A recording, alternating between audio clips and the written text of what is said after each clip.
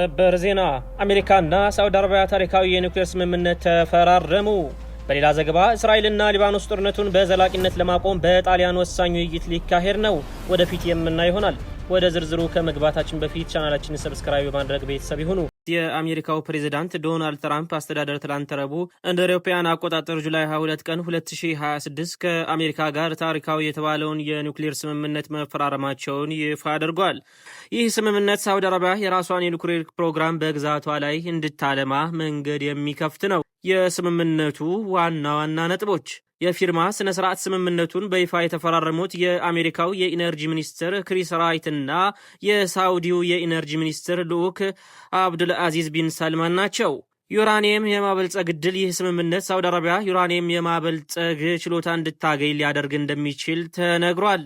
ይህ ቴክኖሎጂ ለኒውክሌር ኃይል ማመንጫነት የሚጠቅም ቢሆንም የኒውክሌር መሳሪያ ለመስራትም ሊያገለግል ስለሚችል አነጋጋሪ ሆኗል። የቁጥጥር ጉዳይ: ስምምነቱ ዓለም አቀፍ የአቶሚክ ኤነርጂ ኤጀንሲ IAEA የሚያደርገውን ጠንካራ ቁጥጥር አዲሽናል ፕሮቶኮል ላይ አካቶ እንደማይሆን ተገልጿል።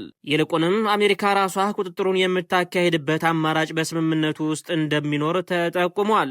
የአሜሪካ ኩባንያ ሚና: የአሜሪካ ኩባንያዎች በሳውዲ የኒውክሌር ዘርፍ ልማት ውስጥ ቀዳሚ ሚና እንዲኖራቸው ይደረጋል። ስምምነቱ 30 ዓመታት እንደሚቆይና በ10 ቢሊዮን የሚቆጠሩ ዶላሮች ለአሜሪካ የኒውክሌር ኢንዱስትሪ ገቢ ሊያስገኝ እንደሚችል ተገምቷል። ለምን አነጋጋሪ ሆነ?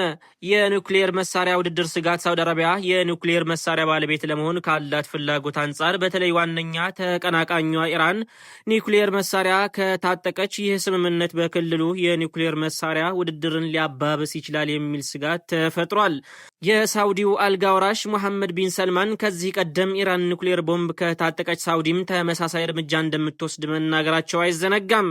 የኮንግረስ ግምገማ: ይህ ስምምነት ተግባራዊ ከመሆኑ በፊት በአሜሪካ ኮንግረስ በኩል ግምገማ ይደረግበታል።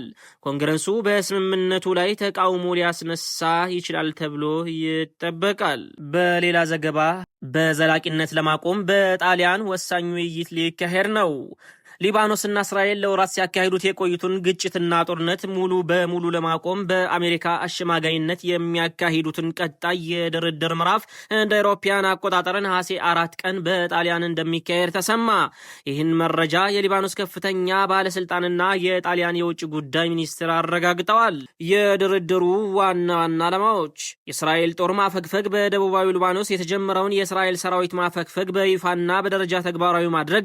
የሊባኖስ ሰራዊት ስምሪት: የእስራኤል ጦር በሚለቃቸው ቦታዎች ላይ የሊባኖስ መከላከያ ሰራዊት እንዲሰፍር በማድረግ የቴክኒክ ዝርዝሮች በሮም በሚደረገው በዚህ ስብሰባ የሁለቱ አገራት ልዑካን በደቡባዊ ሊባኖስ የሙከራ ቀጠናዎችን በሚባሉት አካባቢዎች ላይ የመመሪያ ነጥቦችና የቴክኒክ ዝርዝሮች ላይ ይመክራሉ። ከዚህ ቀደም የተደረጉ ስምምነቶችና የመስክ እንቅስቃሴዎች: ባለፈው ወር በአሜሪካ አዘጋጅነት የተደረጉት 5 ውይይቶች የሂዝቦላህ ታጣቂዎች መሳሪያ እንዲፈቱ፣ የእስራኤል ጦር ደረጃ በደረጃ እንዲወጣና የሊባኖስ ሰራዊት በተለቀቁት ቦታዎች እንዲተካ የሚያስችል ማዕቀፍ መፈጠራቸው ይታወሳል። በዚሁ መሰረት በዚህ ሳምንት የእስራኤል ጦር ከደቡባዊ ሊባኖሷ ዛውታር አልጋርቢያ ከተማ ያፈገፈገ ሲሆን የሊባኖስ ሰራዊት በአካባቢው መስፈር መጀመሩን ሮይተርስ ዘግቧል።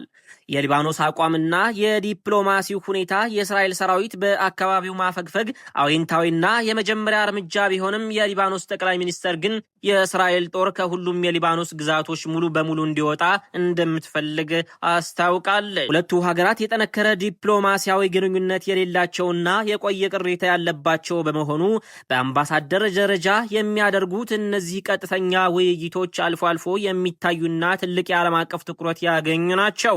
ላለፉት 3 ወራት ሲደረጉ የቆዩት እነዚህ ውይይቶች ዋና ዋና ዓላማቸው ግጭቱን ዘላቂ በሆነ መንገድ በሰላም መቋጨት ነው።